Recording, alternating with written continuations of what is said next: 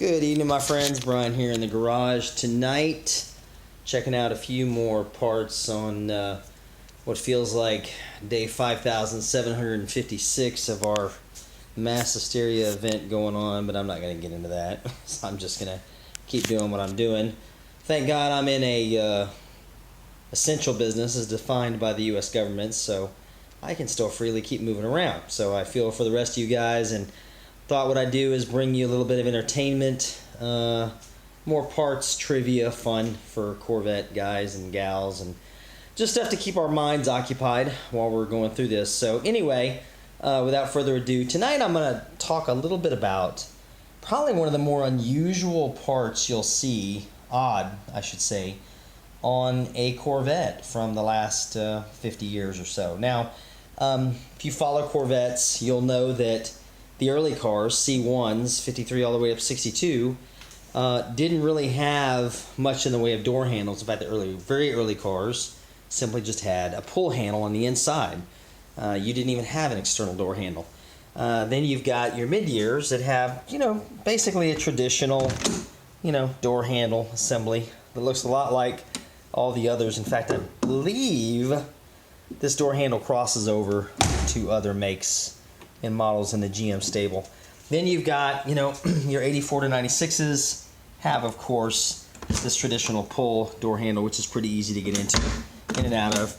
And then for some odd reason, they decided when they introduced 68 Corvette, they were going to come up with a unique design. Now, most of you who follow Corvettes, you're familiar with this handle. We call this the fingernail breaker.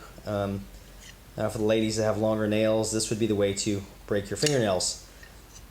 Because as you push down to get the door open, it would crack your nails. This is on the side of the car, installed at the upper door jamb area. But if you'll notice, if you've dealt with these before, you'll notice this one, for some odd reason, only has one through bolt, and it's a dummy. It has no clips attaching it.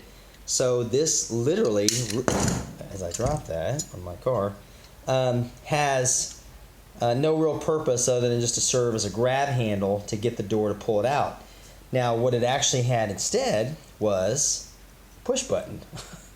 And this push button had to be pushed in conjunction with pushing this down, right? So you'd push the button in, and then you'd push that down at the same time. This was installed below this on the door itself, face of the door, and then of course that's the bezel, the trim bezel, and then you get the door open. Now, what year did they decide to put this on here? It's a 68. Okay, so 68s are the first of the C3s, first new body style after the mid-years, after the one like this, the 67 here, and they did a whole lot of interesting things. They kind of adapted the Manta Ray or the Stingray car, and of course the Manta Ray, what's the word I'm looking for, not the project car, but I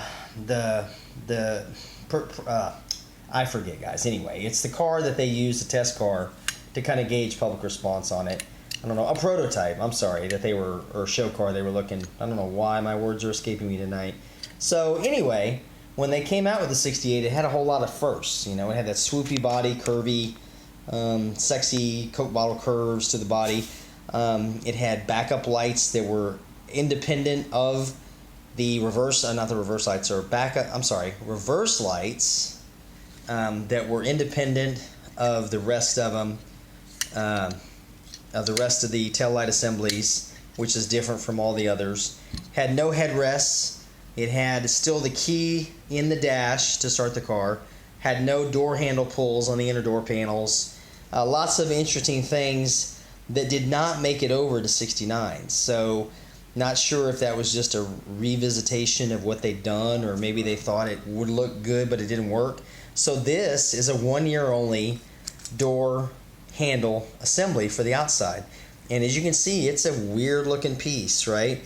And of course, because it's 68 only, it's a very odd and hard piece to find intact. This one's really good. It's just made out of pot metal. But you never see these laying around because the cars that suffered, indignities of being dismantled or torn apart, they just got lost with time. So I was digging through my more unusual parts inventory today, and ran across this on one of my shelves and thought, you know what, I'll just bring this out, show guys and gals this. This is, like I said, this is a 1 year only part. You won't see it on any other Corvette, and it's just weird looking. So when you're looking at an early C3, obviously 68 and 69s are individual because the side gills look different than all the other cars. 70 and up have the egg crates, but a 68 is very easily identifiable. All you gotta do is look at the door. The door has that traditional piece there, and then right beside it, you've got, underneath it, you've got your keyed lock. And this was also your keyed lock to get inside the car to unlock the assembly itself. So it's actually served two different purposes. So just a neat little piece of trivia. Thought I'd bring to you guys. I'll see what else I can come up with. Actually, tomorrow I think I'm going to go over some of the vacuum lines on the tune port. One of the guys had asked me about those earlier, so I'm going to try to do a description on those. Work on that yellow Formula 350, but you know, tonight this was just what I had laying in front of me. I'm like, you know what? I'm going to put this out there because you don't see these often, and they're kind of cool. And you can kind of look and see these older parts are very sturdy and robust the way they're built. That's no knock against new cars, don't get me wrong. New cars are built with planned obsolescence in mind, so they're not entirely constructed like the way these are. And if you look, this is a 52-year-old part, and obviously it was left outside for a long time before I happened to discover it on a stray door somewhere.